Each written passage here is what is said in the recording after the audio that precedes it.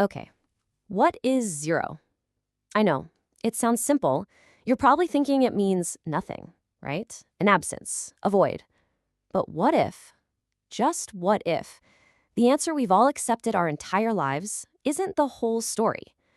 What if nothing is actually the key to understanding, well, everything? And what if a simple high five trick is all it takes to completely flip how you see the world? So here's our game plan. We're going to start by questioning the very nature of zero. Then we'll get into this amazing high five trick that holds a hidden truth.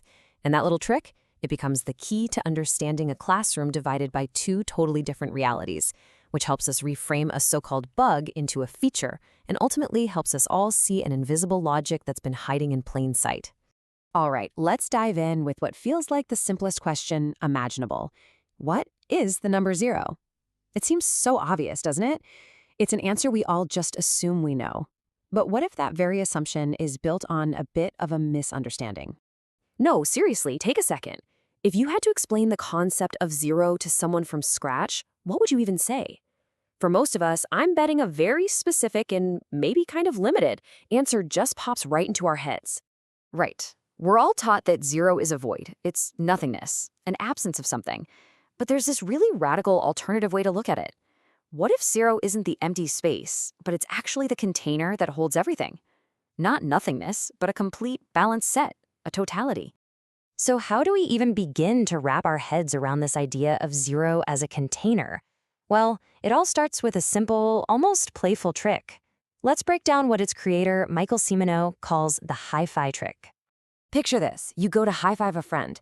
They raise their hand, ready, but at the very last second, you pull your hand back. You leave them hanging. It's a little awkward. With your hand still up, fingers spread wide, you ask them, hey, how many fingers am I holding up?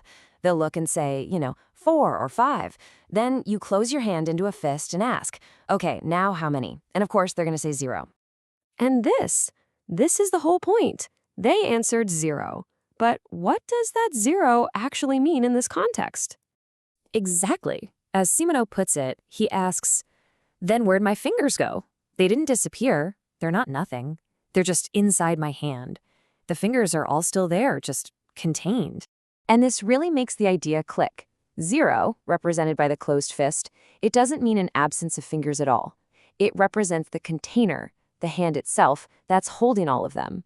The 5 fingers are all there, safe and sound, just contained within the one hand. This is so much more than just a clever trick.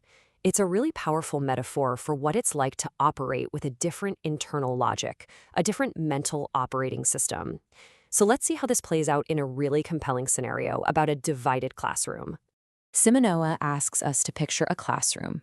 The teacher is up at the front and she tells everyone, with absolute authority, that 2 plus 2 equals 5. This isn't a suggestion, it's presented as a cold, hard fact. Now, think about a hearing student in that class. They hear the teacher say 5, they're told that's the correct answer, and so they write down 5 to get the question right. Simple.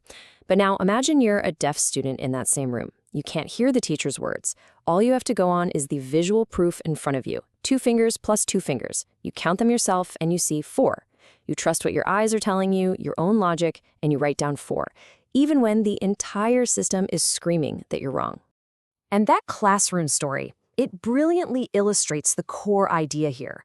For someone who is neurodivergent, their perception of reality can be just as valid and just as internally consistent as the deaf students, even if it totally conflicts with the correct answer everyone else just accepts. This isn't a mistake, it's not a flaw, it's just a different way of processing the world. Simoneau's own words just say it all, don't they? After a whole life of people treating his way of thinking like a bug, he completely reframed it. He says, I finally have accepted the fact that it's just a feature. It's not a flaw in the system, it's a different operating system altogether. And this perspective reveals a really fascinating trade-off. Seeing the world differently might mean that things that seem easy to most people feel incredibly hard. But on the flip side, super complex problems that stump almost everybody else, those can feel intuitive, even easy. It's a totally different distribution of talents. So let's bring all these pieces back together. We've got the high five trick, the divided classroom, and this incredible idea of a feature versus a bug. What's the big takeaway for all of us? Well, here are the things that really stand out. First, zero doesn't just have to be nothing, it can be a container for everything.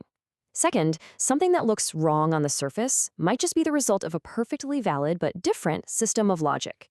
Third, what society sometimes labels as a bug in a person could actually be their greatest feature.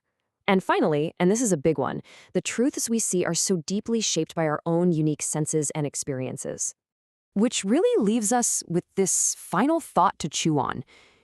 If the deaf student was right, based on what they could literally see, and the hearing student was right, based on the rules they were told, it kind of forces us to ask a much, much bigger question.